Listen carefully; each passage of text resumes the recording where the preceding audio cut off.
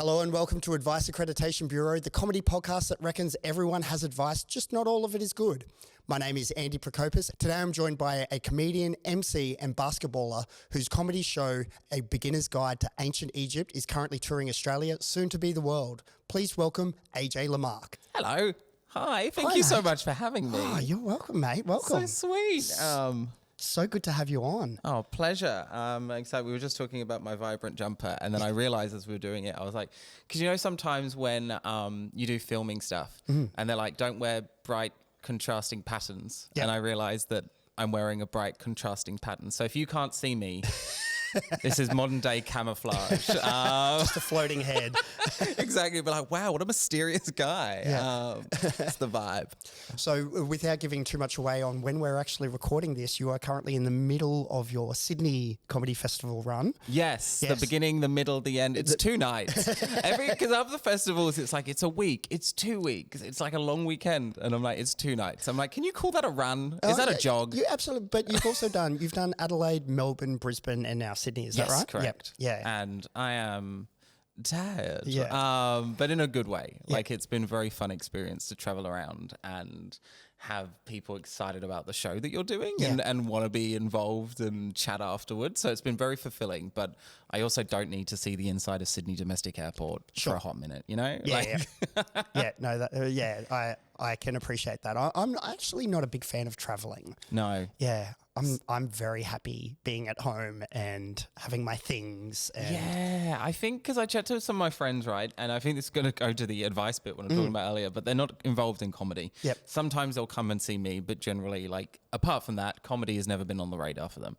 And like, they talk about me traveling and they're like, oh my God, it's so cool. And I'm like, oh no, it's cool the first time, the second time maybe, and the third time you're like, I'm in a random hotel. Yeah.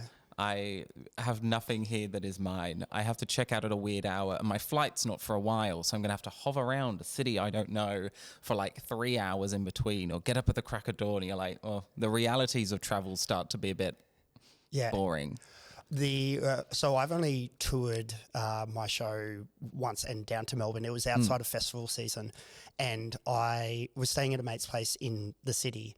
And so I had my carry-on and I had checked luggage as well, because Melbourne it was June, so it was around this time. So you need checked luggage for the 7 different coats. But I remember getting off the plane and forgetting about my checked luggage because I had my carry-on. And so in my head, I was like, oh, I've got everything I need. Got all the way to the city when I realised, oh no, I've got a bag that is currently going loop-de-loop on the carousel. The terrorism unit has been called at Melbourne Domestic Airport, and they've shut down. People are missing their flights. So that was a trek back to Tullamarine, which is not anything you want to do, which is probably about 50-minute drive. That's nasty. One of my friends had a similar experience. We were going on a gay cruise in Australia, and they had flown down from Sydney on a different flight. And had picked up their bag from what's that annoying bus that you get from the airport because they don't have a train yet? Like the Sky the bus. Sky bus, the worst thing ever created, even above like famine. Yeah. And like, he gets off the Sky bus, right? He grabs his hand luggage. He's only got hand luggage only. Gets to the hotel where we're all staying at. A couple of friends stayed the night before, so we all just like, we'll meet there and we'll Uber to the dock, right? Yep. He goes to like open his bag to pick something out and the lock's not working, and he's like curious about why, and then he looks at the bag a bit more intently and that's not his bag. And so he's like, oh my God, that means like, but it's identical. It's an identical bag. And he's like, oh, I must have picked up someone else's bag, which means that there's someone else who's got his bag, and he's just about to go on like a 4-night gay cruise, and the thing is like filled with like little jock straps and harnesses, and he's into pup plays. He's got like a pup hood and all of that stuff. And I'm like, oh dear, this person's going to open up your bag on the other side and be like, okay, what happened to my luggage as I flew in? Luckily, he raced back to Skybus terminal. Yep. And the woman was standing there with his bag, and Great. they did like kind of what I imagine like a long con type swap, where Amazing. they like put it down and swap it over, and then they go, cool. Yep. The mobsters back down, the guns go down. It's like the trade deal was on. But I was like, easy to identify because she had the pup mask on. yes. Yeah. And she was like, I don't know what this is, but am I in a pantomime? How do you feel about the concept of cruises these days? I mean, not ones from Argentina. Yeah. I'm good on the Hunter. But I still like them. Going back to your point about traveling, it is the nicer way to do it because you are going between different destinations and you're traveling, but you have made a home in your hotel. Yep. Or your suite, I suppose, on the ship. So it's like, you're still moving, but you don't have to do the laborious, like drag your cases from the train to the plane, from the plane to the taxi, all of that stuff. But I just haven't been like, because I did a few in the space of 2 years. I think I did 3, maybe, in the space of 2 years and a bit. And so I was like, I've got that out of my system now. Yep.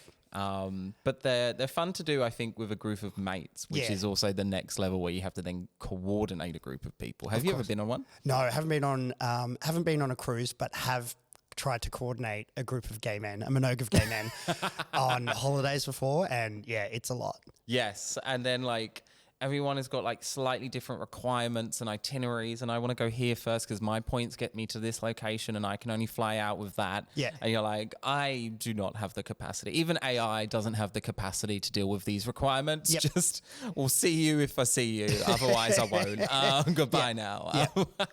Yeah. I haven't done one. I'm not in a rush to do one, but like you make a really good point because one of the best holidays I did was just recently where I spent a month in the same Airbnb. Yeah, like lived in Malaga in Spain for a month. And it was fantastic. Like just went to different restaurants. Like I had friends who lived there, which is kind of why we chose Malaga. Yeah, it was great. There was no kind of packing every 3. Like you go through living in Australia, you're like, I need to see as much of Europe as I humanly possibly can within this 3-week period. Yeah. And you're on a plane or a train every other day. Oh my God, yeah. I hate airports. Like I'm not afraid of flying. I just don't enjoy it. Yeah, it's not a pleasurable experience in the slightest. Yeah. I do have a red flag that waves quite vehemently when someone's like, I love being on a plane, I love traveling. I'm like, who hurt you? And do you need to talk about it? Because I'm like, you're just in a weird confined little tube with some weird kind of pressure buzz on your eardrums, a low hum that never ceases. You can't just get up and go at any time. Totally. You're breathing the same circulated air as a group of 300 random people for about 8 hours to Singapore.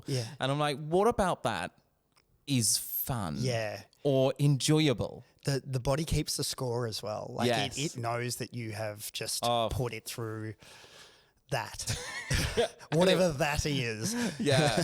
I'm traveling to Europe this summer, winter, depending on your perspective, and my first port of call is to the doctors for Valium. Yeah. And then that's it. I don't want to remember a flight. Yeah.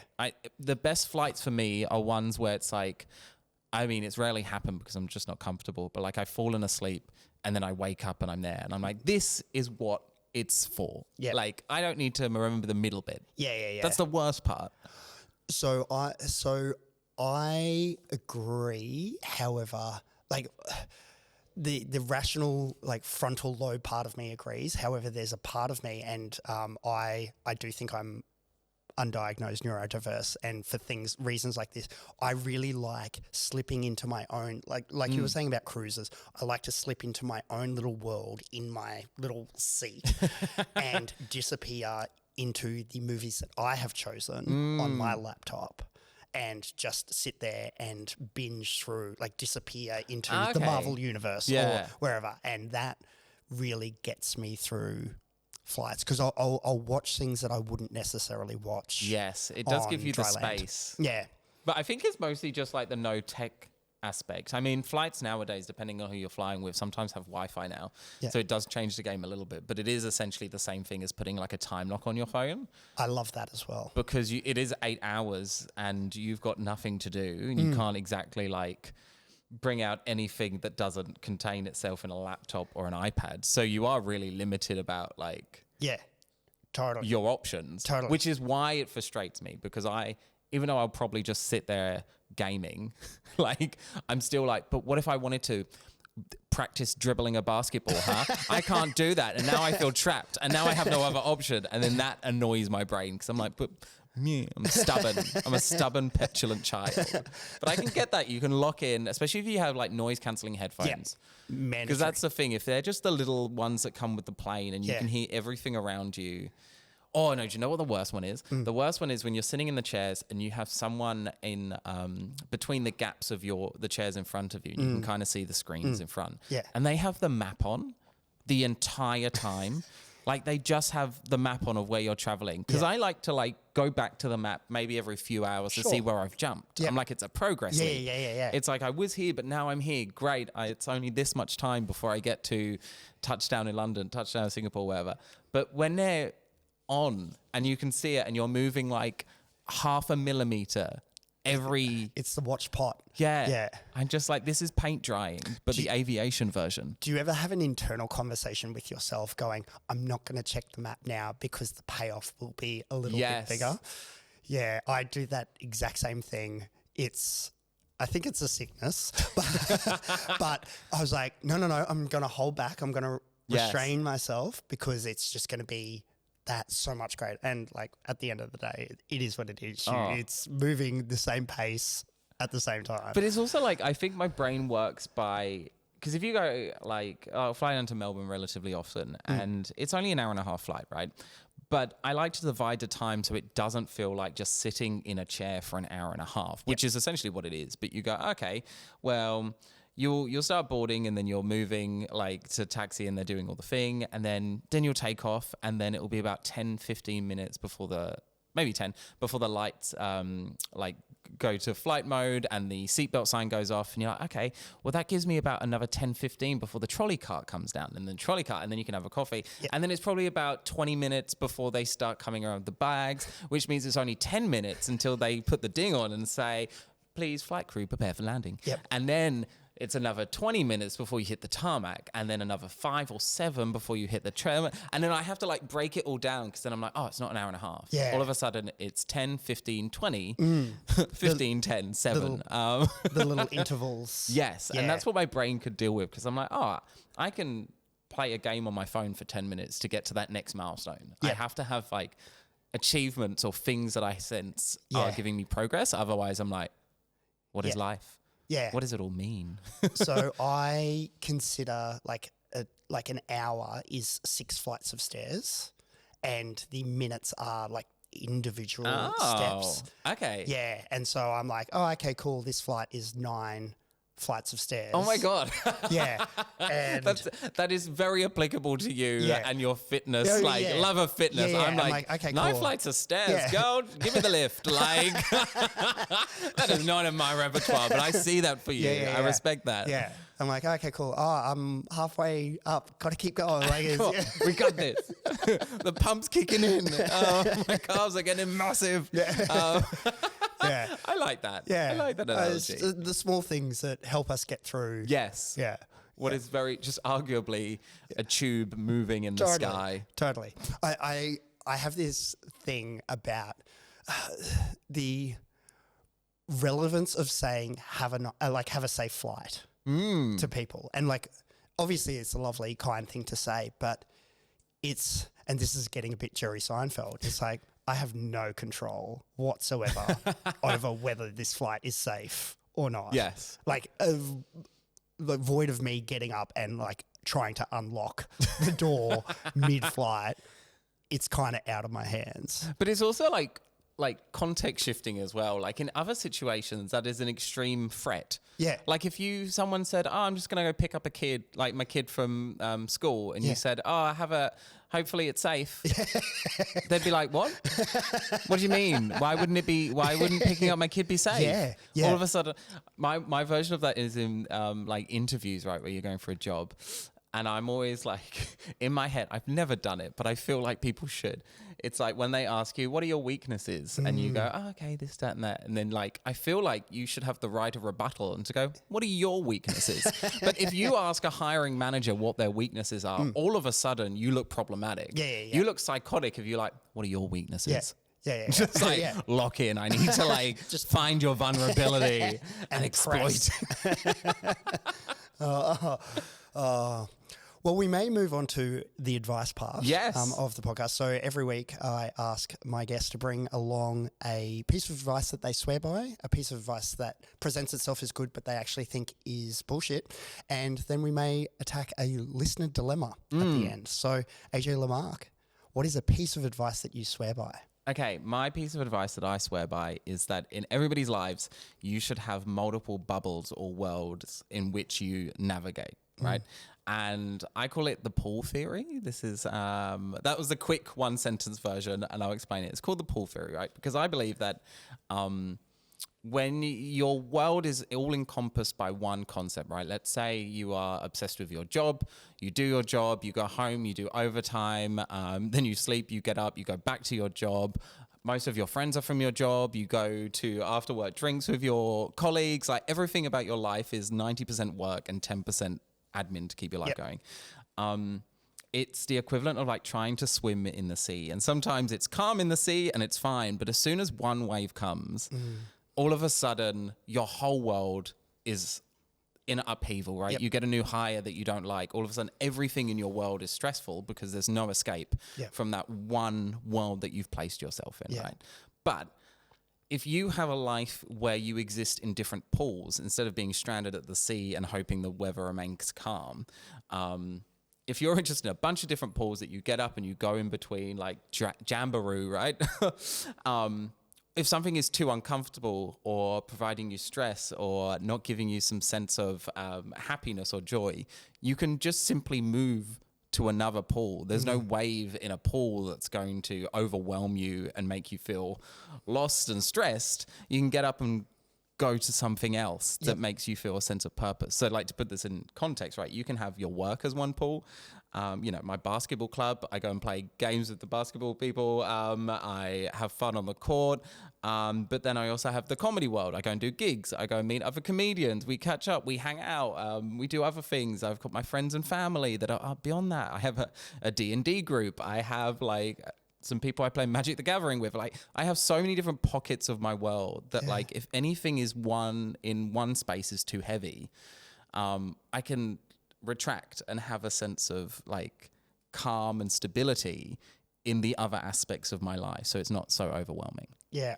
I love this advice. It's it's because it is so like, and kind of a little bit of background on how this podcast kind of came about is I really fell into like a self-help like obsession however long ago, and there were just so many like pieces of advice in that toxic kind of manosphere world of go all in, and like if you want to be the best, you need to kind of sacrifice everything else, blah blah blah blah, and there was kind of a part of me that lent into that until I realized, oh, actually, this isn't that healthy for my relationships, my job, my fitness, my all of these things. And I went, actually, no, all of these things are really important to me. I need to make sure that I am dedicating enough time to them. Yeah. And so that's kind of where I kind of came up with the idea of challenging advice. And I love this in the sense of, sure, there are going to be different, like during a festival, comedy is probably going to be a bigger pool than 100% other pools, but it's knowing that ebb and flow between the pools and having the safety, and it's almost a sense of calm. I feel it, knowing that, okay, cool. I've been training extra hard at the moment. I actually need to just go out and spend some time go out and have a late dinner with friends. Yeah. Like, not worry about getting up in the morning. 100%. And you can't drag necessarily every other world into the other worlds either. Like, if I rocked up to, let's say I came back from the festivals and I rocked up to my basketball team and we're chatting after a game, maybe we've gone to the pub, and I'm just venting about comedy industry stuff. Number one, they don't know who's who in the zoo. Yep. All these people are random names to them. They don't follow comedy. They've probably heard of maybe the big names in the Australian TV circuit, but apart from that, they're like, I don't know who you're on about. Yep. So you can't vent to them. You can't spend time mulling over like petty little things because they just can't. They can go, oh, that sounds terrible. Yeah. Sorry. So you can't do that. But if you go to the comedians, right? If we just show, we can all vent about this one person that we didn't like, and you can continue that negative spiral because they'll all go, yeah, and this thing, and you can just circle that drain. But if you move yourself across, you're like, oh, okay. Well, like, if I'm not getting any reward from that and I'm not getting any sense of retribution or stress relief, then I just got to change the topic. And if you change the topic, your world is now bigger. Yeah. And if the world is bigger, that problem is smaller. Absolutely. I think to that point though, and I don't want to typecast D&D groups, but as someone who dates a gamer, I would imagine you could probably take something that someone in your D&D group has done to, or your basketball group has done to piss you off. You could take that to the comedians and just have an absolute meal of it. Yeah. Whereas there's a beauty of the inverse, is similar to going on planes, of switching your phone off and not existing, that world not existing for a period of time. It really is. And I think it's healthy, not just for the sense of like, prevention of stress, right? Because if you only exist in one world and something small happens, it'll feel like a tsunami. But if you've got other aspects, it'll feel like a slight annoyance. And then you're like, oh, I left the office. They're annoying. Anyway, move on. But it's also for the sense of like satisfaction and positivity as well. Because I think sometimes in life, we generally have scenarios that feel like we're getting socialization, we're getting intimacy, we're getting all of these other positive things that a person needs, but oftentimes they can feel very superficial because they're a fake version. Like before, when I just started comedy, right, I would go to these gigs and they're in pubs and I'm chatting with comedians and you're having a beer and you're doing a show and then you're talking about how it went after, and maybe you're kicking on for a little bit. And then COVID hit. And then I realized when I was in lockdown, I was like, oh, these people aren't my friends. They were friendly. Yeah. And that is a big differentiation. Big difference, yeah. But like my brain had gone, we're in a pub, we're socializing, we have a mutual interest and everybody's nice to each other. Therefore, friends. And I'm like, oh, that doesn't make a friend. That makes a wonderful colleague, that makes a lovely person. But unless you have like an actual bond or relationship with someone, I was like, I can't talk to any of these people during lockdown. It would be weird if I said, hey, do you want to jump on a call and just hang? They'd be like, they wouldn't say no, but they would be like, it's a bit odd. Because we didn't have that relationship. We just had a colleague relationship. So when you have these different worlds, you can actually ensure that in some spaces you have friends and you aren't just friendly. You have social connection and it's not just like small talk. You can ensure that you're getting a good balance across everything, but not requiring one world to give you everything. Totally. And I couldn't agree with you more. Like comedy for me, and I've only kind of just recently discovered this, it is work. Like it is, yes, I enjoy it. And yes, it is something that I choose to do, but looking at it through the prism of these people are my colleagues. And yes, I can be friends with colleagues. Absolutely. But would I say that our common interest is comedy? No, I would say as particular style of comedy might be a common interest, but the fact that we are willing to get up on a Wednesday night and stand up and tell jokes, I wouldn't say that that's necessarily a common interest. It's kind of like saying, oh, our common interest is marketing. Like I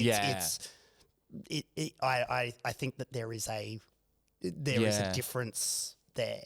100%. And when you can analyze those things, I think you can do that so much healthier and more succinctly when you have different spaces that are not connected. Yep. When the people don't know each other, there's not a trail of commonality between everything. And you kind of sit in one space for a little while. And I go, actually, it's made me think about when I was doing that like, oh, that was probably not the best for me, or that was probably unhealthy, or, oh, I really value that. I miss that person now. I'm thinking about it. We used to work together in this day job that I had, and I don't see them anymore. And I realized that I was really fond of them as a person. So you can have all of those reflections because you were separated. Yep. And the same goes with comedy. You're right. You're in that world, and it's all like, we're in the same business. And then you kind of, like, when I go away from the festivals, I don't really gig in Sydney. And so I rarely am out and about anymore. So the people I interact with, it's like, whether it's online and we're just chatting, or we've been friends for years and we'll catch up, it kind of reflects, oh, we're not just like hanging out post-gig. Yeah. Like there is a dynamic here Yeah. that is worth like valuing beyond just colleague in the industry. Totally. And I do want to talk to you about that, about not gigging so much in Sydney, because I think that's where I'm heading. How do you find the balance between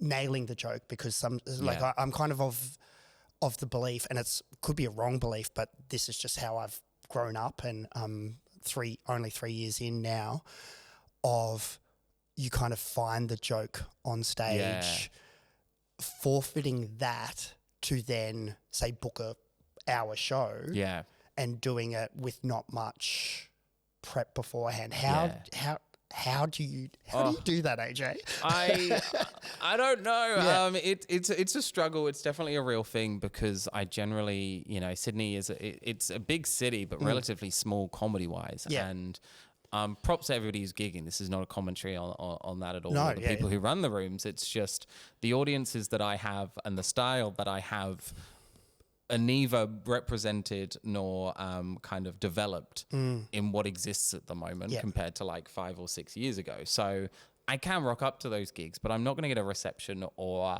the ability to develop in a way that I think is aligned with where I actually want to be.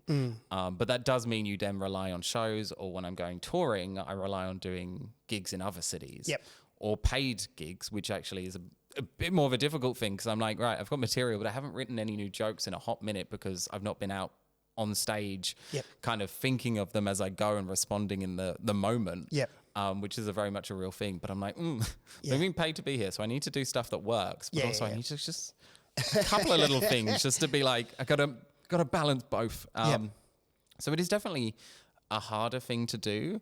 But I think once you have a understanding of what you actually enjoy and what pulls you creatively, it is a bit easier to make that one work in progress show you do at Sydney Fringe, for example, more of a return on investment, so to speak, corporate wise, but also creative wise, because I'm like, I'm not wading through jokes that I wouldn't make just in the hope that I had something to say. It's like, this kind of more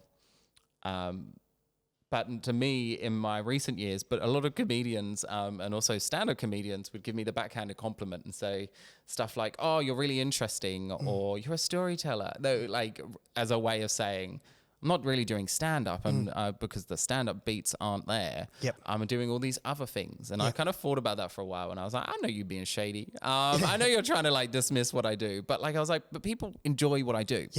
So a comedian's approval is not necessarily going to pay the bills. An audience is one. And there are people who like what I do and what I put out across different types of shows I've done. So I spent a lot of time going, what is it that people like about me on one side of the Venn diagram? And what is it about my performance style and what I bring? And then the other side is, what do I actually enjoy doing? Because I can go up and write a set to crush in any kind of like open mic room, for example, and understand that layout and understand who the crowds are and write and develop that. But I'm like, does that fulfill me creatively? Probably not. As a personal thing. So this show I'm currently touring was like, right, if I'm being interesting and I'm too interesting to be funny, I'll be interesting. Interesting. I'll give you a whole hour about ancient history. Yeah. Like I will, and then I'll lay a comedy on top of that, and we'll see how we go. Because I'm interested in this topic. I think it's a fun challenge. Yeah. I like being funny, and I like being interesting, and I like bringing new perspectives and sharing fun facts. Yeah. But also people like it when I talk and share things and explore different topics. So why don't I just do that? Yeah. Rather than boxing it into stand-up per se. Yeah, and like I honestly cannot credit you enough with laying that blueprint, because as someone who is into advice and self-help and stuff like that, which comedy audiences or a lot of the population would kind of hear self-help and turn their nose up and just go, oh, no thanks. I want to present that and layer comedy on top, and it's seeing what you do and have done that kind of has presented an alternate route to boom tish, like set up punchline, which I do enjoy. Yeah.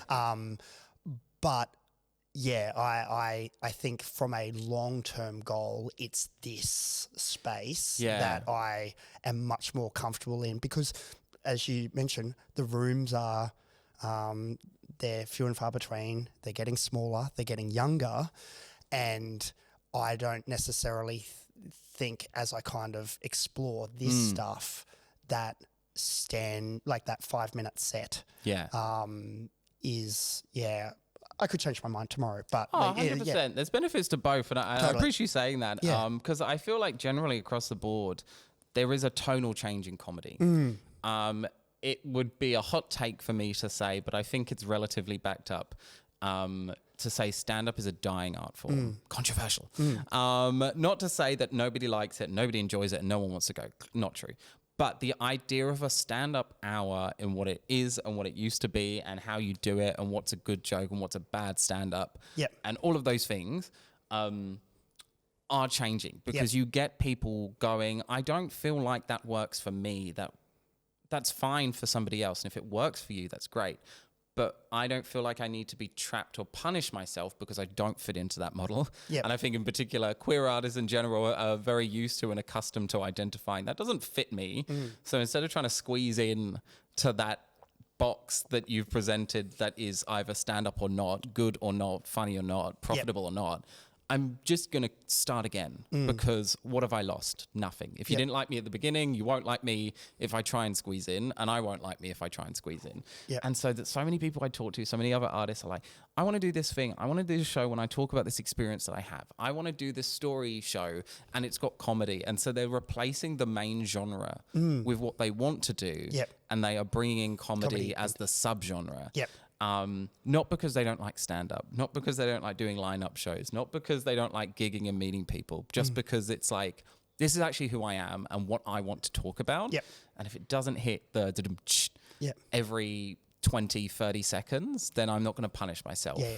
And I think it's a beautiful thing. And I would encourage so many people to go, oh, 1 minute, I don't have to do that if I don't want to. Like, totally. It's, if you tell a good joke, they'll remember the joke. If you tell a good story, they'll remember you. And I think it's so important to remember that it's like, you're the person who's going up on stage.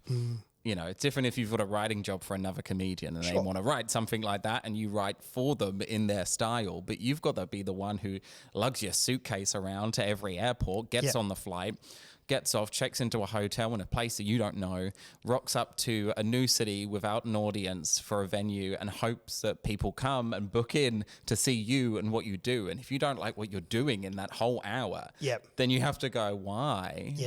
Am I a glutton for punishment? Am I just following a norm that I feel like is what you have to do to prove yourself? Or can I just go, actually, if I'm going to start from the beginning, let's just start from a beginning that's mine. Because then it's my mistake or my discovery or my accomplishment. So I think it's really cool that you're able to identify that, because that's the hardest thing. The hardest thing is to go, I know what I don't like. I know what I don't like. I know what I never do. I know what I couldn't do physically, but I admire. Like, there are so many things that you can go, no. But it's hard to go, what do I do? How do I enjoy it, and what style? And if it's something that doesn't really exist, how do I create that in a way that people want. Like with my show that I'm touring at the moment, it's a comedy history hour. And I didn't really have many people that I could go, oh, I'm going to watch their comedy history hour. Yeah. Like I tried Googling, like there are shows, Eddie Izzard does a history show, like a comedy history thing. And I was like, this is beautiful. And Eddie is an incredible writing talent, but they've got their own style and we're very different. Totally. Yeah. So I was like, I can look into this, but this is not how I would do it, but it's great. That's something, but ultimately, I couldn't run around Melbourne Comedy Festival and check out all of the edutainment. Yeah. And then go, great, now I've got a good map on how to develop my own. I kind of had to go, taking a guess, I'm throwing the dart at the dartboard and we'll see what number it lands on. Yep. And then I can improve my aim. So I went to Adelaide and I gave it a hot shot and I was like, oh, I've said this out loud for 3 nights in a row now. And I realized that this whole thing needs to be repackaged. But I only got to do that by going to Adelaide and just throwing it at the wall, going, right. And I tore the whole thing up and I rejigged it and I changed everything. And by the time I got to Melbourne, completely different show. And then I punched it up for Brisbane, slightly different show. And I've changed it slightly for Sydney. But as the time's gone on, the changes have been less drastic. Yep. Because I'm figuring out what this is now and how I do it. And now I'm just kind of working on it and amending it. But it's that process which I think is incredibly fun. And I feel like you're probably experiencing the same thing through doing this podcast. Yep. Yeah, absolutely. I think the beauty of like your subject matter is not much is changing in ancient Egypt. Whereas, this can change. Like we're talking about cruises and stuff like that, and it can change it. And any given point. And I had Sam Bowden on the podcast, and he kind of talked about Don't Panic and how like the amount of writing that goes into keeping that show up to date. Yes. So hats off for you for not torturing yourself, like in the sense of the facts are there and they're probably not going to change. Yeah, and there's so many ways to do this type of show as well. But I think for me, and I think, Sam as well is a good example of this, it's figuring out the why of what you're doing. So with my show, Beginner's Guide to, that is a package that I'm taking around each year and doing a new theme. So next year will not be ancient Egypt, it will be something else. Amazing. TBC. I love that.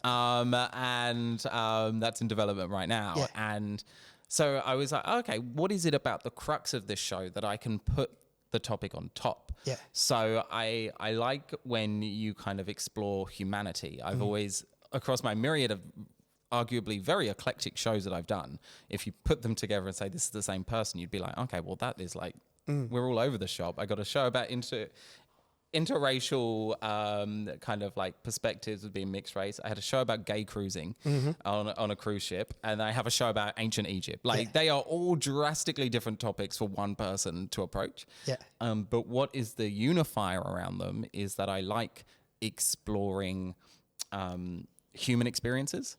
The show at the moment, it's not necessarily all the big pharaohs and all the big pharaohs and God stories. It is about the average ancient Egyptian person. It is their life. It is the humanness of this mysterious world that I mostly for the show present. Yep.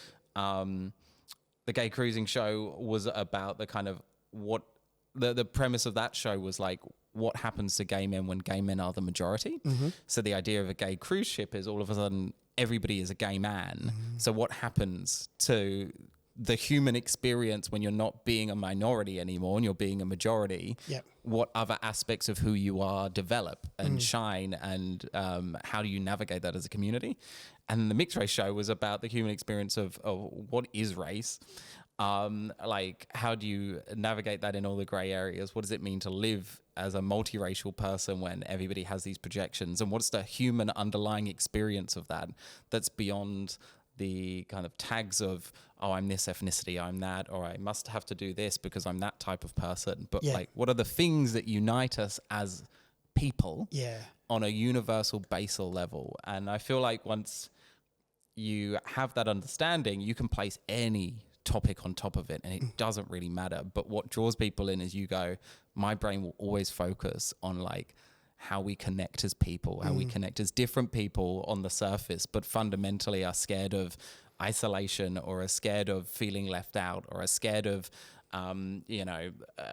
being confident enough to say what we want. You know, all of these things that we go, yeah, I can identify with that, even though you're a queer person of color, blah, blah, blah, blah. Yeah. It's telling your unique story in a way that is relatable to a broader audience. 100%. Yeah. And I feel like that's, the same with the advice, right? We all hear advice and we all get advice, but it's like, where do we have the time to critically think? And that is the separate thing. You can absorb it all, but where do you have the time to go, but why do we say that actually? And who's it serve? It is, particularly now in a social media world, it's presented in such a resonant, beautifully packaged, like the carousels of advice that some are funny, but some are very like earnest and sincere, and you just like it's so short and punchy that you just go, oh wow, that's so powerful and pregnant. But actually, have I just been? Is there good packaging? Yeah, is it good packaging? Who is it for? Why was it said? Yeah, and I genuinely don't believe in the concept of like real facts. Maybe I'm a bit of a nihilist. Like, don't get me wrong, I'm not like nothing is true, don't take the vaccine, like not that level, but I'm like, if someone says one statement, as soon as you commit to saying one statement about something is true or not true, you have opened yourself up to kind of being proven wrong, isolating one group, saying that is in, that is out, and arguably, I don't think the universe is written in the way to go, that's the hard line in the sand. Yeah. The universe, it might be chaotic, Big Bang started everything, but there was a written rule that, fake it till you make it. That was embedded in the stars. Like, it's not. It's well, I one of my old managers, and has stuck with me since, he said, do you know or do you reckon? Do you know what you are believing or acting upon or thinking or right now? Is that fact? Is that like steeped in fact? The sky is blue. Yep. Or is it just what you think? Yeah. And that making that delineation, look, I'm not perfect and I can get swept up in the reckons very easily, but having that there, again, when the frontal lobe is locked in, it's just nice to kind of go, oh, actually, no, I've made up that scenario. That person didn't actually say that, or they don't care about 100%. That. And then you have like the logical side, and then you have the emotional side. Of course. And some people sit predominantly on one side or the other. Some people can balance both very well, but it's like, what do you reckon? Or do you feel that? Some people just feel like that's unfair. Totally. And it's like, cool. You're allowed to, but does that make it a fact? True. Or does it make it your feeling? Yeah. I had an ex who would present his opinion as facts and hoodwinked me for a good part of the relationship. Yeah. Because you're like, oh, okay. Oh, yeah. Oh, yeah. No, you should be angry about that. Yeah. I love this advice, mate. So absolutely giving it tick of approval. It's done. It's going in the coffee table book. Yes. But we might move on.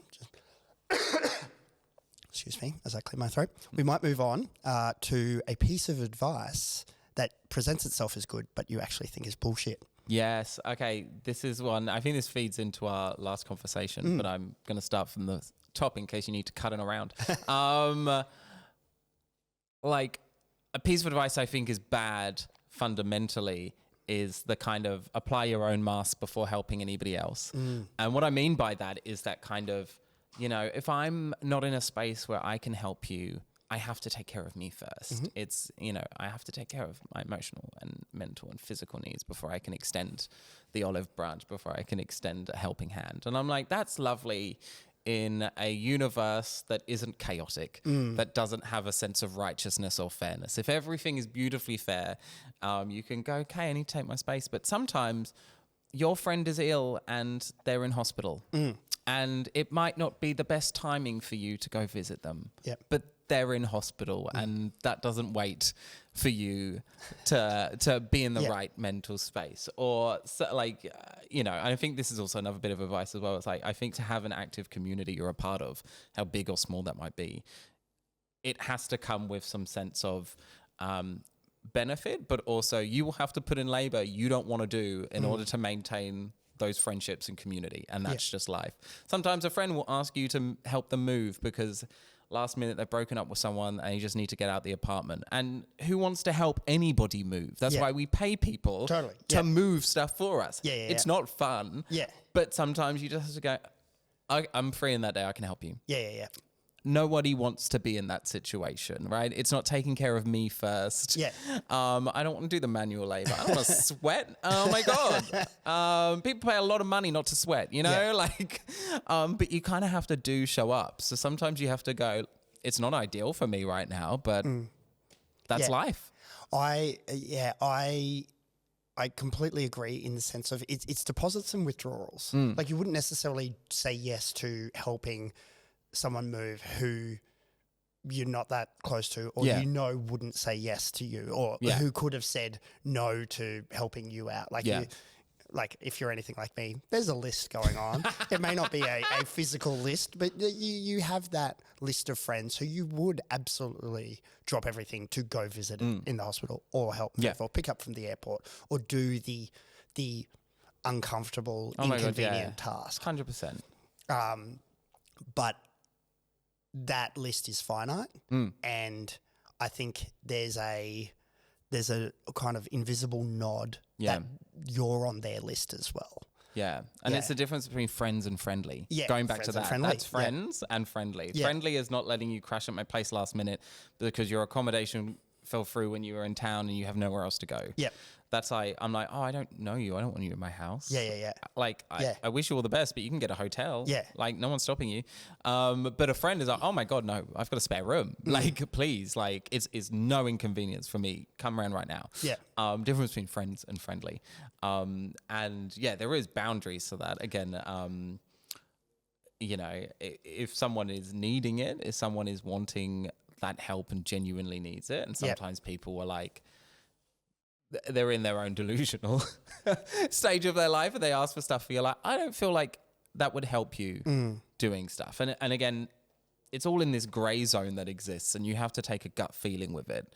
But I think some people will genuinely shut down anything if it's slightly inconvenient for them. Yeah.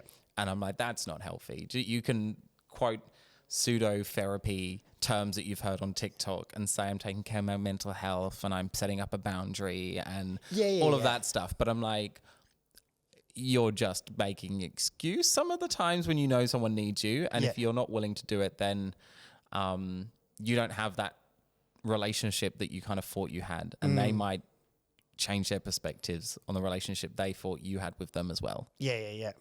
Yeah, I absolutely love that, and there is a prism. Just going to your point about the person visiting from out of town wanting to crash on your couch or whatever, there is a prism of radical self-reliance that they should be applying. Like if someone's in hospital, that's an emergency, out of control. If someone's making plans to tour their comedy show based on the proviso of them being able to stay on someone's couch, I don't necessarily think that's them factoring in all of the elements on whether they are able to do it. Yeah. If they include you in a conversation going, here's what I'm thinking, would I be able to, as I kind of figure stuff out, different story. Yeah. But I think kind of putting it on you, there's a bit of a... 100%. Yeah. You're like, you got to go through that filter.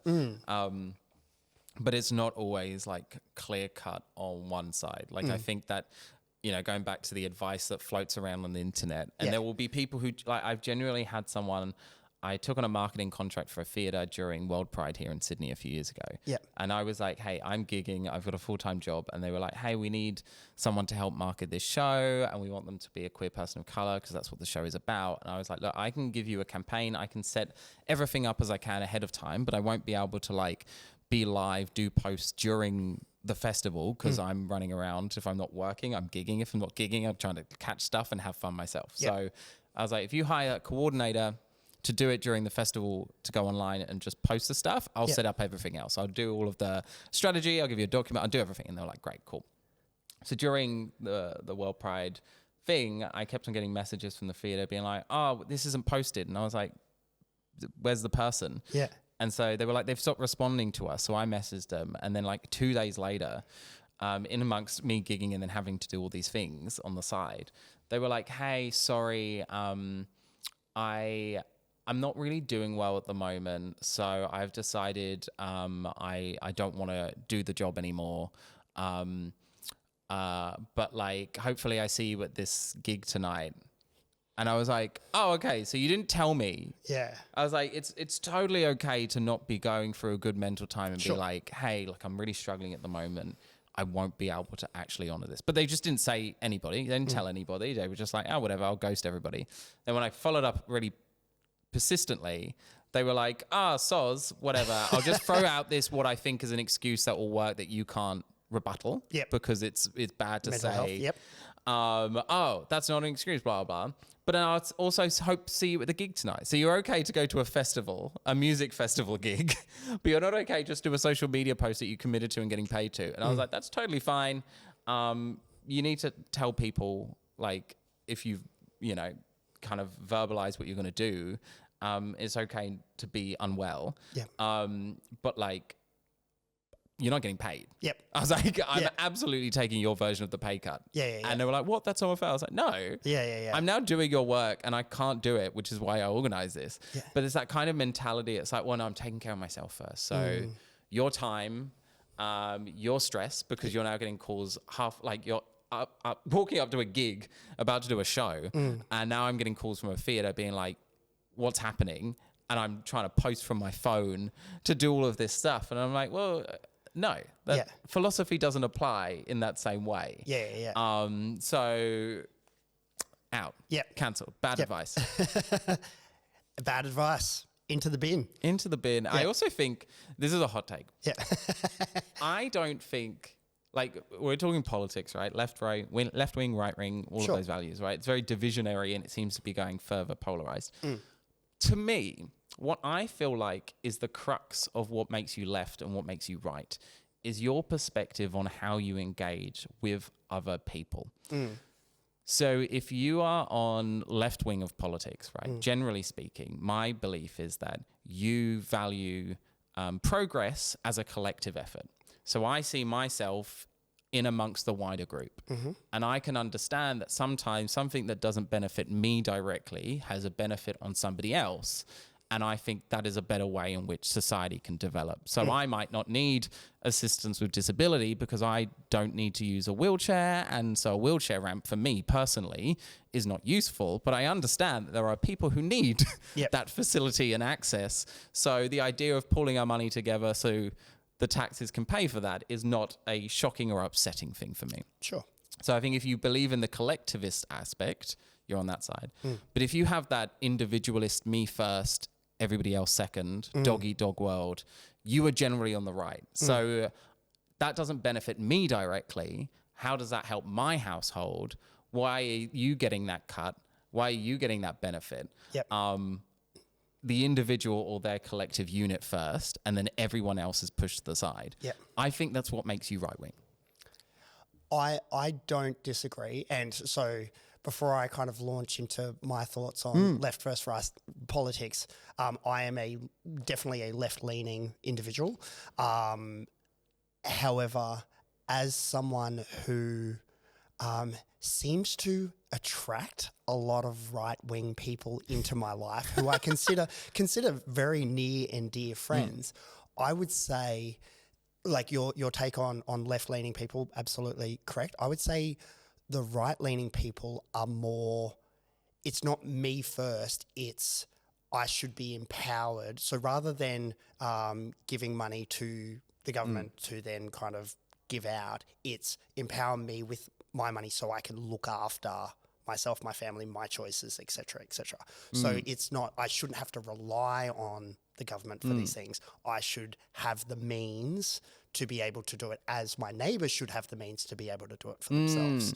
And so I genuinely, I'm going to say 60 to 80% of left or right, that pool in the middle, I have no problems with. Whether you agree on individual first, community first, or individual within a community or community filled with individuals, it's just where your different priorities or take on the world. And I'm so fine to have multiple discussions and debates, and they usually end pretty friendly. And you learn a little bit more because you've had the conversation.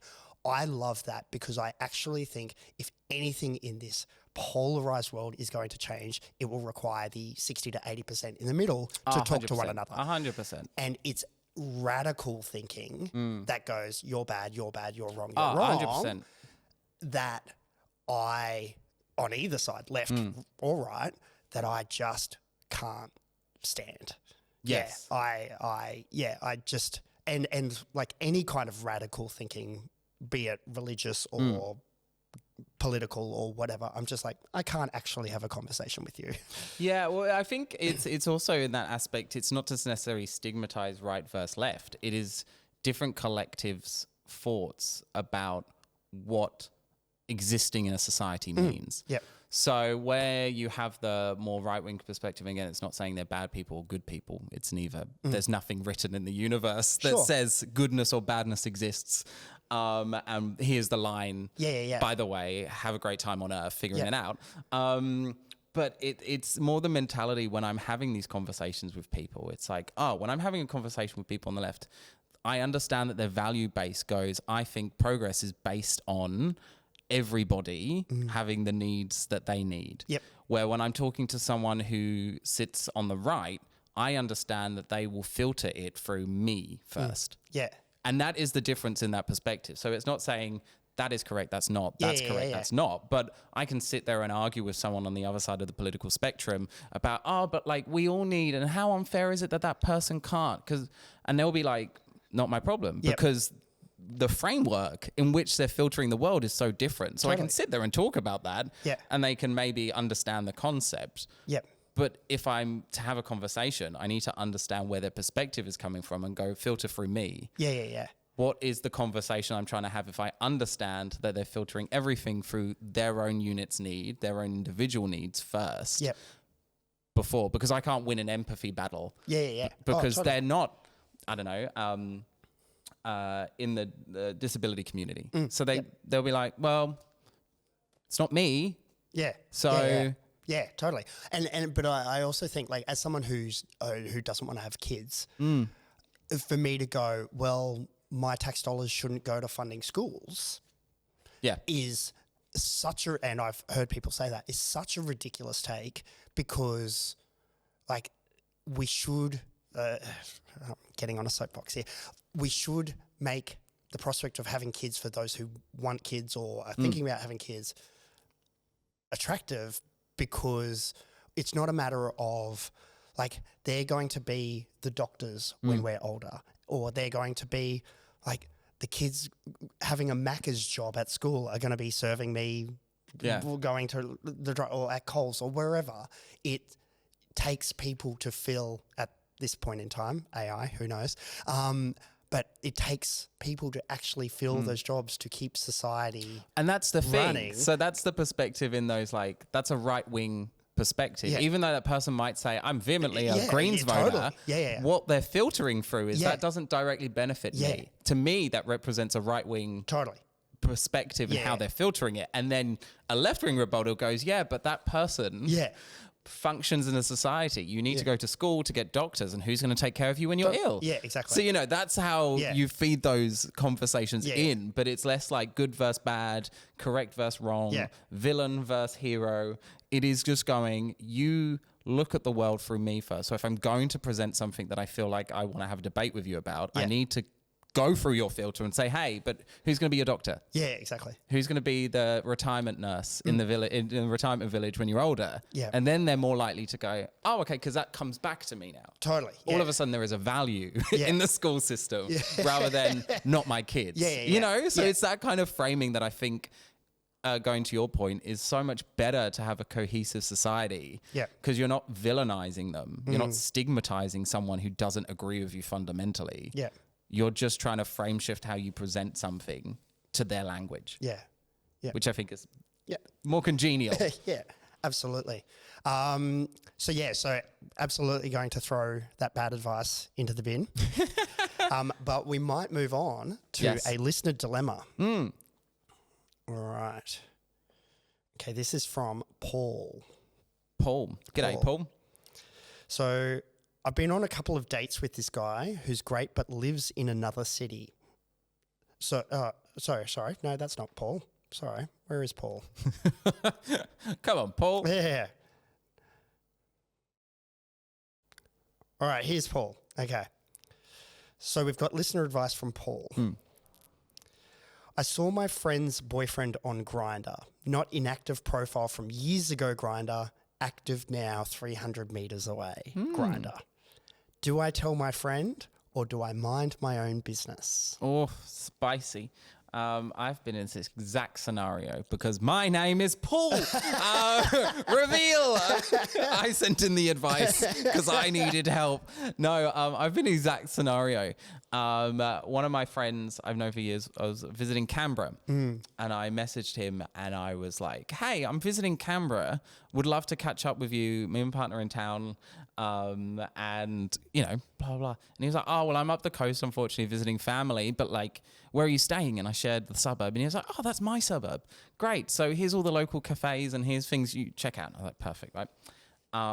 And for the context of the story, I'm in an open relationship. And the guy I know in Canberra was someone we've had a thing on and off for a few years. So it was like, I was like, damn it, Mel, I'll see you next time. So we go. And then staying in this apartment. My partner is just like browsing Grindr. I call it fishing. Yep. When you're in a new town and you cast the net. And see who's on there. And then a blank profile messages him. And then they start messaging. And then my partner's like, oh, do you think this guy's cute? And I was like, where do I know that guy from? I was like, I know him, but I don't know anyone in Canberra besides my mate who's up the coast who I'd happily spend some time with. But he's told me before that he's in a closed relationship and his partner is uncomfortable with open relationships. So they've decided to stay closed. And I'm like, fair dues. It's your relationship. You do what you want to do. Makes you happy. Yep. I was like, oh, that's his partner. That's a partner who wanted a closed relationship because he was worried about jealousy and intimacy. Yep. He's now on Grindr messaging my partner who they don't know each other. So it's not like, it could be a fake thing. And then I was like, I messaged my mate who's up the coast and I was like, we're staying at this address. Because I said the neighborhood, but it could be any street, right? And this profile's like 2 meters away. So it's the same block. Yep. And I'm like, I'm at this address, like just checking any closer suggestions. He was like, oh my God, I live at that address too. And I'm like, okay, so the chances are someone's using his partner's picture on a fake account in their house is very slim, right? I am 99.9% confident that his partner is trying to cheat on him with this DL Grindr profile, which is doubly annoying because I wanted to hook up with his partner, but he's like, I've got to respect my partner's wishes. So I'm like, so I was like, what do I do? And then I was like, hey, I checked all of the facts again with my partner, with my mate, being like, and this is the address. And is that your partner, by the way, in this photo? And I shared the photo and I was like, circled it. And then he was like, yeah. And I was like, okay, because I think your partner just messaged my partner on a blank profile on Grindr with this photo. I was the like, blank profile as well doesn't help. No, because he infers some sense of naughtiness. And so I was like, I think I've got enough facts. And I presented that to him. I was like, you do what you need to do with that. But like, I'm just telling you that's what's happened because you're out of town. So he knows where you are. He knows he's got the space to himself. And going back to Paul's dilemma, I think if you have enough facts to know it's the actual person, because people do catfish. Yep. People do be doing that. People use fake photos all the time. I feel like you have to garner enough information to go, I feel like this is enough of a fact rather than a speculation or it could be this or it could be that, or you could be open. Maybe I didn't know they were open. Like all of those things. I think in that scenario, then you go, hey, I'm just letting you know. I'm not saying you do anything. I'm not saying you break up with them right now and kick them out the house. But it's like, as a friend. And again, it's also going back to what you were saying earlier, because it's like there are friends and friendly. There is, yes, I'm going to go keep you company in the hospital. And probably not ideal. I'm not sure what's going on, but I'm not close enough to you to dob in your partner and say that they're cheating on you or speculate that. Like that would be wild of me to get involved in your business. That's friendly. And like assessing that dynamic and then going, okay, if they are friends. How did your friend respond? It was actually pretty chill. Like he was like, I can't remember it like verbatim off the top of my head, but he was very much like, all right, thanks for letting me know. Then they had I caught up with them like a couple of weeks later with Channel Online. And I was like, oh, what happened? And he was like, oh, there'd been an argument. And then he accused the other one of being jealous. It was very gaslighty. And then like a year or so later, they broke up. Okay. And I was like, they just wait. I was like, this person's not going to be good for you. Yeah. They had an argument, and the person who was caught cheating was then accusing my mate of being like, I've got trust and jealousy issues. Because my mate came back and was like, hey, like, if you just want to be open, I'm not jealous in that respect of physical intimacy. Yep. I know some people are, and again, respect that if it's you. Just because someone does it doesn't mean someone else has to do it, right? Yep. But he was like, I'm okay with that. If you just have to be open and honest with me and we can build up a dynamic that works for both of us. Yep. And the guy was caught cheating, was like, no, I don't trust it. I feel jealous. And I was like, that's a red flag. Yeah. It's so hypocritical. Totally. I don't do what I say, not as I do. Yeah. And I'm like, literally to cheat on someone, for have them to come back in the door and be like, hey, I'm willing to work on that if that's something you need. And you usually go, actually, no. And shut that down. I'm like, oh. Yeah. Communication over monogamy any day of the week. Oh my God, yes. If you're just happy and comfortable, it doesn't matter if you're closed, open, poly, I don't mind. As long as it's on terms honesty. that work for you. So Paul, you figure out if they're your friend or that you're just friendly. Great advice. That's the theme of this episode. Friends or friendly. Yeah. The new board game out now at Big W. No, absolutely going to approve that. So ding, ding, ding. But before we wrap up, what are you plugging at the moment? Oh, I don't think I can reveal his name on the podcast. Your friend in Canberra. What am I plugging? I have a Canberra show of A Beginner's Guide to Ancient Egypt in August. Okay, great. So I haven't started plugging that yet, mostly because I feel like people have been bombarded. Yep. In the last few months, I'll be doing a tour of the show in Manchester and London in July. Beautiful. I'll also be gigging in Amsterdam. Otherwise... Plug me. Yeah. This is the number 175 popular podcast in Germany. Oh, hello. German friends, get to Amsterdam. Yeah. Maybe I'll do the show in Cologne. Yeah, beautiful. Well, thanks for coming along, AJ. Thank you so much for having me. It's been a pleasure. Enjoy your travels. Will do. And we'll see you soon. Bye.